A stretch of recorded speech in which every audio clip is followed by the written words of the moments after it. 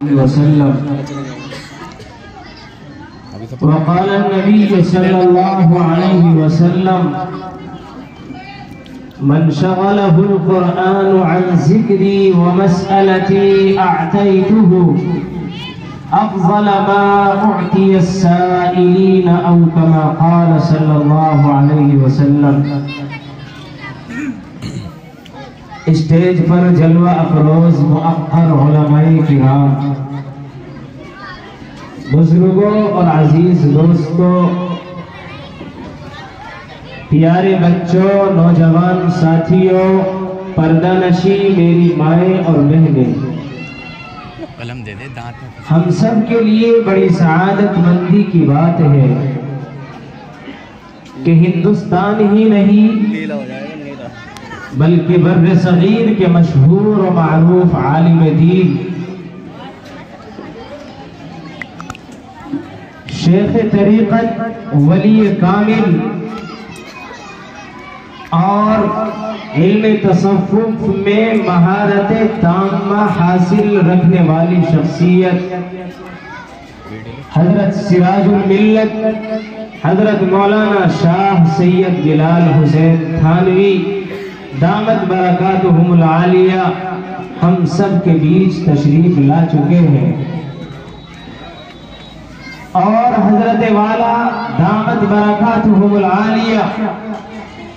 اس حدیث کے مصداق ہے جو حدیث اللہ رب العزت نے ابھی میرے ذہن میں ڈالی ہے۔ نبی علیہ السلام نے ایک موقع پر ارشاد فرمایا تھا: اتقوا فراست المؤمن فإنه ينظر بنور اللہ۔ اے لوگوں، مومن کی فراست سے بچو، فإنه ينظر بنور اللہ، اس لیے کہ وہ اللہ کے نور سے دیکھتا ہے۔ اور محدثین اس حدیث کی تشریح میں مومن سے جو مراد لیتے ہیں وہ کامل اور وہ ماہر علماء ہے کہ جن کا رات دن کا مشغلہ امت کی اصلاح کرنا ہے اور امت کو صحیح راستے پر لانا ہے۔ دعا فرمائے اللہ تبارک و تعالی ہمارے حضرت والا دامت برکاتہم العالیہ کی عمر میں برکت عطا فرمائے، اللہ ان کو صحت اور تندرستی عطا فرمائے، اللہ تبارک و تعالی ان کے فیض کو جاری اور ساری فرمائے، آمین۔ بزرگوں اور عزیز دوستوں، اللہ تبارک و تعالی نے ہم لوگوں کو یہاں جمع فرمایا ہے، اور ہمیں اللہ تبارک و تعالی نے علماء کرام کی نسبت کی وجہ سے اور قرآن کریم کی نسبت کی وجہ سے ہم سب کو یہاں جمع ہونے کا موقع عنایت فرمایا ہے۔ چونکہ قرآن کریم اللہ رب العزت کا سب سے عظیم الشان کلام ہے، تو جو کلام سب سے عظیم الشان ہے، اگر کسی انسان کی اس عظیم الشان کلام سے نسبت جڑ جاتی ہے تو وہ انسان بھی اللہ کی نظر میں اور اللہ کی نگاہ میں عظیم الشان بن جاتا ہے۔ ہم یہ سمجھتے ہیں کہ ہم از خود یہاں آ کر بیٹھ گئے اور دین کا پیغام اور قرآن کا پیغام ہم اپنی مرضی سے سن رہے ہیں۔ نہیں نہیں میرے بھائیوں، بلکہ باری تعالی اور اللہ رب العزت کے کرم سے، اس ذات کے کرم سے جس نے آسمان کو بنایا، جس نے زمین کو بنایا اور جس نے آپ کو اور مجھے بنایا ہے، اس اللہ رب العزت کے فضل سے اور اس کے کرم سے ہم یہاں جمع ہوئے، ورنہ میری اور آپ کی کوئی مجال نہیں کہ ہم کسی مجلس میں جا کر بغیر اللہ کے حکم کے اور بغیر اللہ کے فضل کے اور بغیر اللہ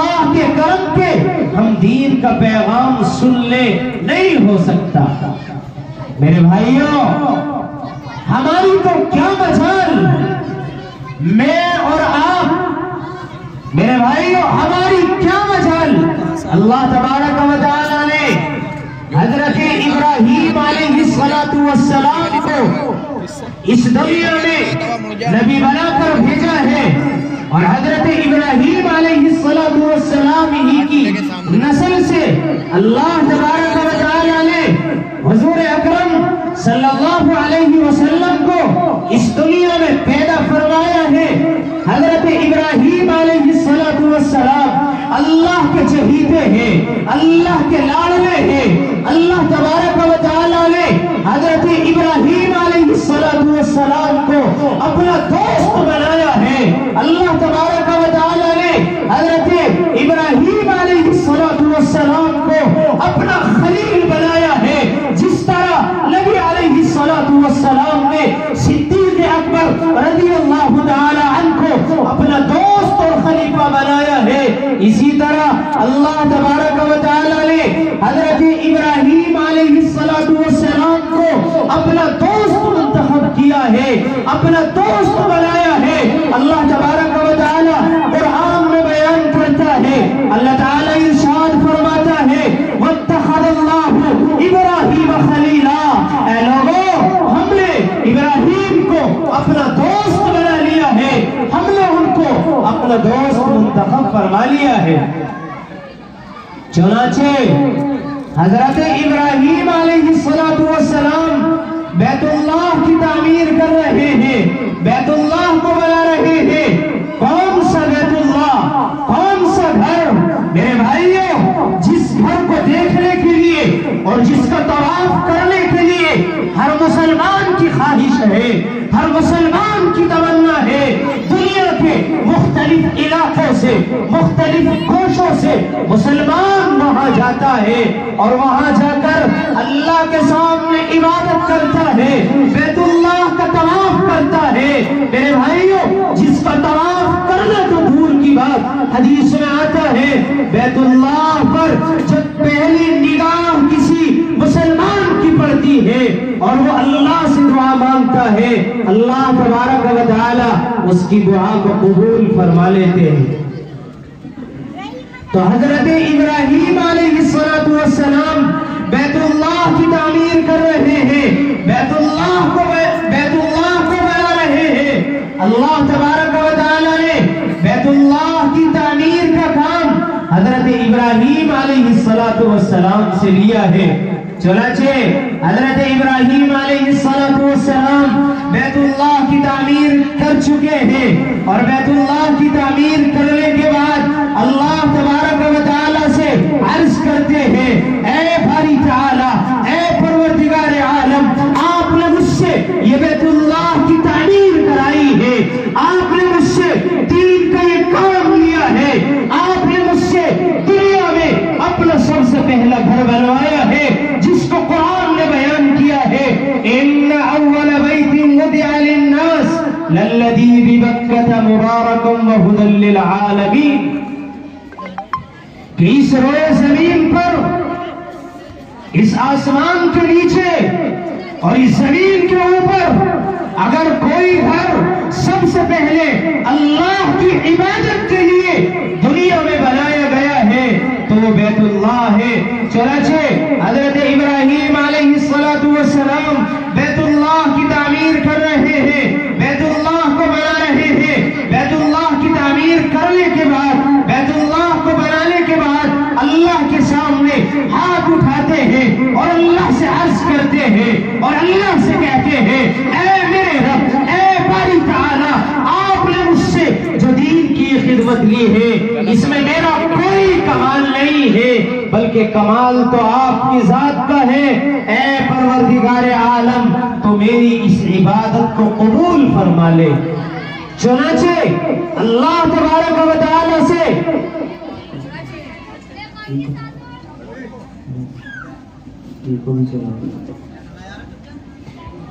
اللہ تبارک و تعالی سے دعا کر رہے ہیں اور اللہ کی بارگاہ میں حضرت ابراہیم علیہ السلام عرض کرتے ہیں، ربنا السمیع العلیم، اے میرے رب، اے باری تعالی تو میری اس عبادت کو قبول فرما لے۔ چنانچہ اللہ تبارک و تعالی نے حضرت ابراہیم علیہ السلام کی دعا کو قبول فرما لیا۔ میرے بھائیوں، اس واقعے سے ہمیں یہ نصیحت ملتی ہے کہ ہم دین کا کوئی بھی کام کریں، دین کا کوئی بھی پیغام سنیں، یہ دین کی کوئی بھی بات اپنی زندگی میں لائے تو ہمیں اترانے کی ضرورت نہیں ہے، بلکہ ہمیں اللہ کا شکر ادا کرنا چاہیے۔ میرے بھائیوں اور بزرگوں، اللہ تبارک و تعالی نے ہمیں قرآن کی نسبت پر یہاں جمع ہونے کا موقع عنایت فرمایا ہے۔ میرے بھائیوں، یہ قرآن کریم اللہ رب العزت کی وہ کتاب ہے کہ جب اللہ نے قرآن کو دنیا میں اتارا تو میرے بھائیوں اس قرآن نے دنیا میں انقلاب برپا کر دیا۔ وہ لوگ جو اسلامی تعلیمات سے دور تھے، جو اسلامی نظام سے دور تھے، میرے بھائیوں جن کی زندگی دین سے خالی تھی، جب قرآن آیا اللہ نے اپنا کلام نبی علیہ السلام کو دیا اور نبی علیہ السلام کے اوپر اللہ تبارک و تعالی نے اس قرآن کو نازل کیا تو میرے بھائیوں کفار مکہ بھی جب اس قرآن کو سنتے تھے تو میرے بھائیوں وہ بھی یہ تمنا کرتے تھے کاش کہ ہم بھی اسلام میں داخل ہو جائیں، کاش کہ ہم بھی مسلمان ہو جائیں۔ اور جو وہ قرآن کو سنتے تھے تو قرآن کی تلاوت کو سنتے تھے اور ان کی آنکھوں سے آنسو جاری ہوتے تھے۔ وَإِذَا سَمِعُوا مَا أُنزِلَ إِلَى الرَّسُولِ تَرَىٰ أَعْيُنَهُمْ تَفِيضُ مِنَ الدَّمْعِ، جب نبی علیہ السلام قرآن کی تلاوت کرتے تھے، قرآن کو پڑھتے تھے تو کفار مکہ کی آنکھوں سے آنسو جاری ہوتے تھے۔ یہ قرآن تو اللہ کا وہ کلام ہے کہ جس نے دنیا میں انقلاب برپا کر دیا۔ یہ قرآن تو اللہ کا وہ کلام ہے کہ جب اللہ تبارک و تعالی نے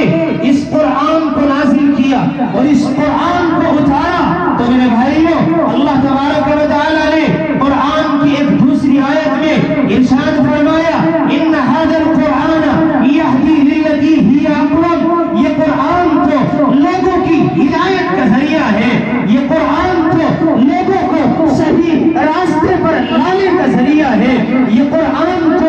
دلوں میں انقلاب برپا کرنے والا ہے۔ چنانچہ جب اللہ تبارک و تعالی نے اس قرآن کو اتارا اور میرے بھائیوں یہ قرآن ایک دن ہی میں نہیں، 2 دن ہی میں نہیں، 1 سال ہی میں نہیں، بلکہ تقریباً کم و بیش 23 سال کے عرصے میں اللہ تبارک و تعالی نے اس قرآن کو اتارا ہے، اس قرآن کو نازل کیا ہے۔ جہاں جیسی ضرورت پڑی اللہ تبارک و تعالی اس قرآن کو اتارتے رہے، اس قرآن کو نازل کرتے رہے۔ چنانچہ اللہ تبارک و تعالی نے اس قرآن کو نازل کر دیا اور قرآن کو اتارنے کے بعد نبی علیہ السلام کی زبانی، آپ علیہ السلام کی زبانی امت کو یہ تعلیم دلائی اور امت کو سمجھایا اور امت کو بتلایا کہ اے میری امت کے لوگوں سنو، میں دنیا سے جا رہا ہوں، مجھے اللہ تبارک و تعالی نے یہ کتاب یعنی قرآن کریم دی ہے، لیکن میں دنیا سے جا رہا ہوں، میرے بعد کچھ لوگ ایسے آئیں گے جو میرے نائب و خلیفہ ہوں گے، جو میری اس بات کو دوسروں تک پہنچائیں گے، جو میرے اس کلام کو اپنے بعد آنے والے لوگوں تک پہنچائیں گے۔ چنانچہ نبی علیہ السلام نے ارشاد فرمایا العلماء ورثۃ الانبیاء والانبیاء لم یورثوا دینارا ولا درہما بل یورثوا العلم فمن اخذه اخذ بحظ وافر۔ نبی علیہ السلام نے امت کو یہ تعلیم دی ہے اور لوگوں کو بتلایا ہے اور لوگوں کو سمجھایا ہے کہ لوگوں سنو، علماء انبیاء کرام علیہ السلام کے وارث ہیں اور انبیاء کرام علیہ السلام دینار و درہم کے وارث نہیں بناتے ہیں، بلکہ انبیاء کرام علیہم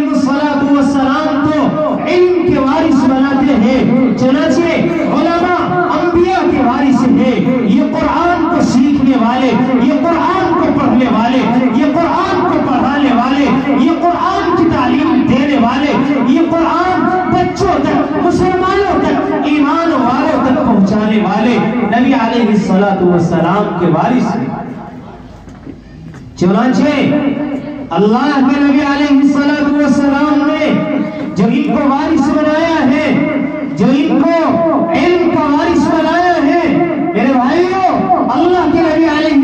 السلام نے ان کو جائیداد کا اور دینار و درہم کا وارث نہیں بنایا ہے، بلکہ اگر وارث بنایا ہے تو علم کا وارث بنایا ہے، قرآن کا وارث بنایا ہے، حدیث کا وارث بنایا ہے، اسلامی تعلیمات کا وارث بنایا ہے۔ چنانچہ نبی علیہ السلام نے ان علماء کے بارے میں اور نبی علیہ السلام نے قرآن کے بارے میں ایک روایت میں ارشاد فرمایا کہ میرے بھائیوں، قرآن کو پڑھنا تو دور کی بات، قرآن کو پڑھانا تو دور کی بات، قرآن کو سیکھنا تو دور کی بات، قرآن کو سکھانا تو دور کی بات، اگر کوئی انسان قرآن کو پڑھنا نہیں جانتا،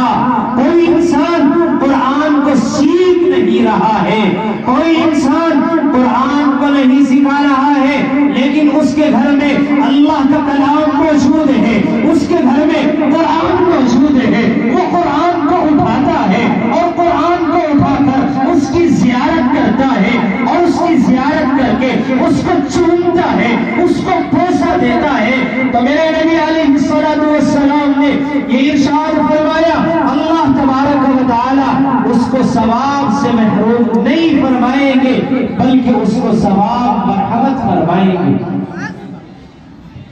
اور ایک روایت میں نبی علیہ السلام نے یہ ارشاد فرمایا، آج ہم قرآن سے تو محبت کرتے ہیں،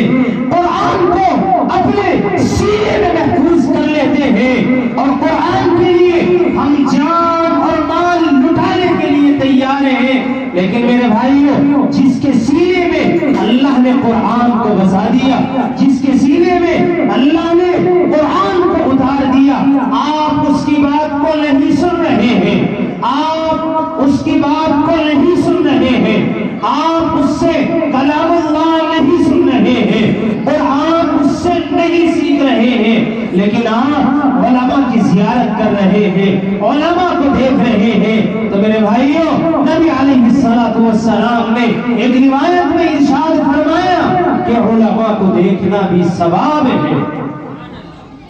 تو اللہ تبارک و تعالیٰ نے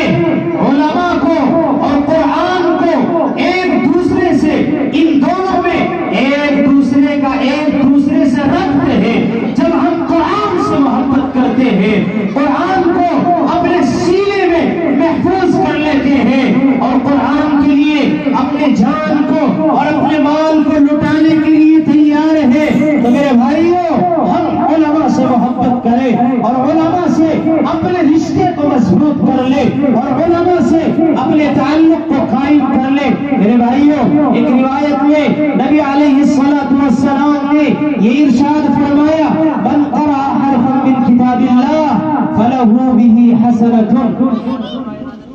کہ جو انسان قرآن کریم کا ایک حرف پڑھتا ہے، اللہ تبارک و تعالی اس کو ایک نیکی عطا کرتے ہیں۔ اور آگے نبی علیہ السلام نے ایک ضابطہ بیان کیا ہے اور نبی علیہ السلام نے امت کو یہ تعلیم دی ہے اور امت کو سمجھایا ہے اور امت کو بتایا ہے، اور قرآن کے پڑھنے اور پڑھانے والوں کو اور قرآن کے سیکھنے اور سکھانے والوں کو اور قرآن کے سمجھنے اور سمجھانے والوں کو نبی علیہ السلام نے یہ تعلیم دی ہے کہ اگر کوئی قرآن کا ایک حرف پڑھتا ہے، اللہ تبارک و تعالی اس کو 10 نیکی عطا فرماتے ہیں۔ اور نبی علیہ السلام نے آگے ارشاد فرمایا، اور اللہ تبارک و تعالی اس انسان کو جو قرآن کا ایک حرف پڑھتا ہے، الف لام میم پڑھتا ہے، اللہ کے نبی علیہ السلام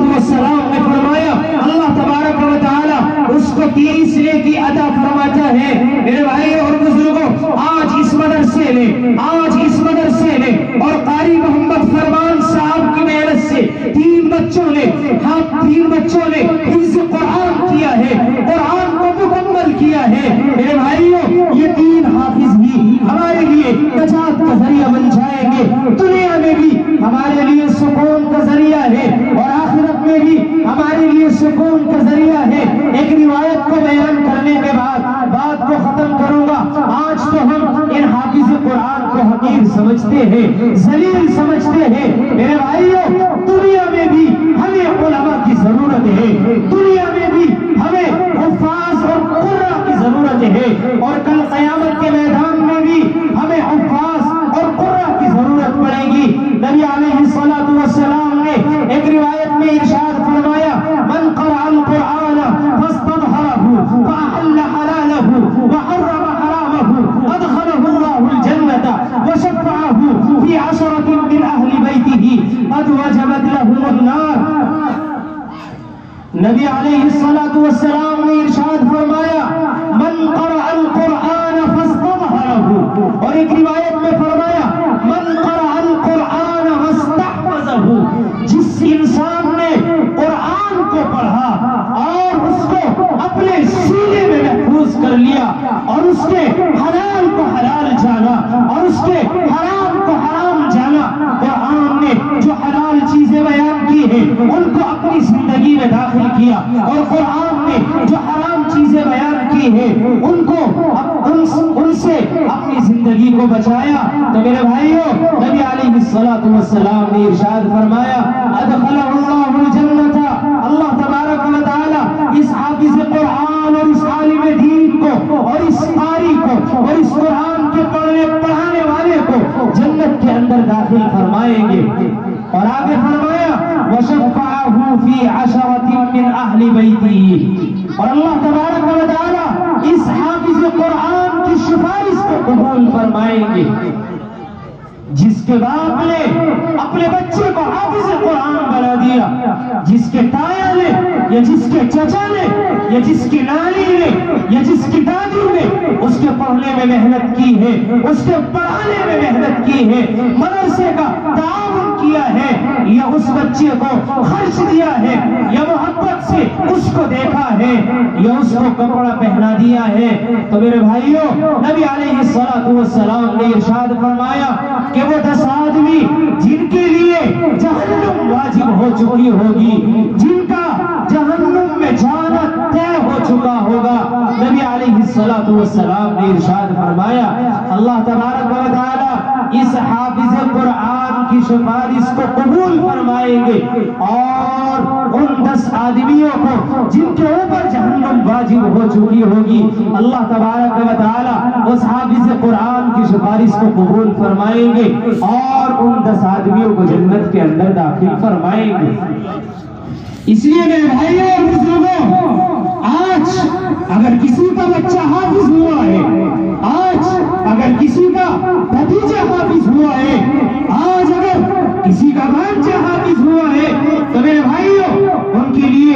دنیا میں بھی خوشی ہے، ان کے لیے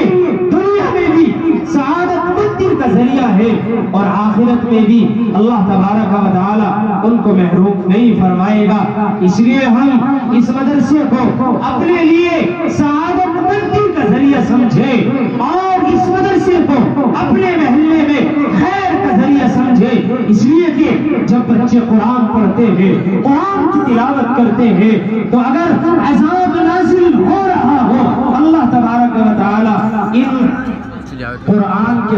پڑھانے والوں کی برکت سے اس عذاب کو بھی ختم کر دیتے ہیں۔